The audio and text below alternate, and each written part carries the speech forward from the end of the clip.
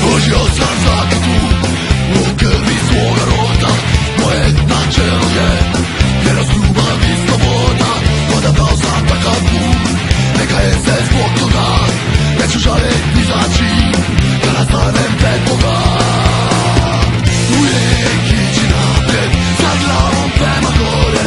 Onaj je onaj koji za svoja prava bore. Zato ostane čvrsto, nikad ne ostane svoje.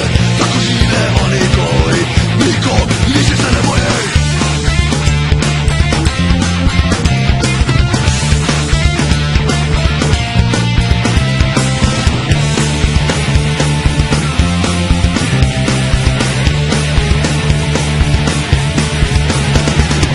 Čovjek živi samo jedno, životom kakav stvori. Posjeduje ono što svoj trudom otvori.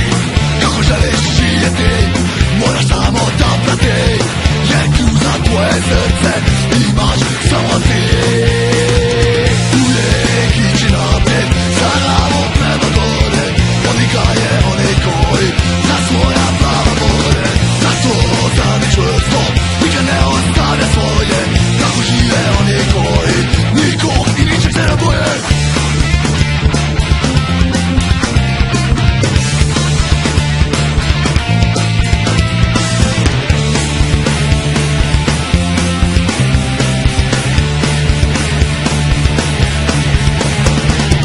Svijet je prepun profijaka, zaista profitera, lažnih heroja, iskvarenih idola.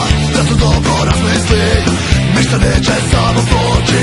Zato dobro pogledaj, koji ćeš putem poći ti. Uvijek ići naprijed, sa glavom prema gore. Odlika je onaj koji za svoja prava bore. Zato stani čvrsto, nikad ne ostavlja svoje.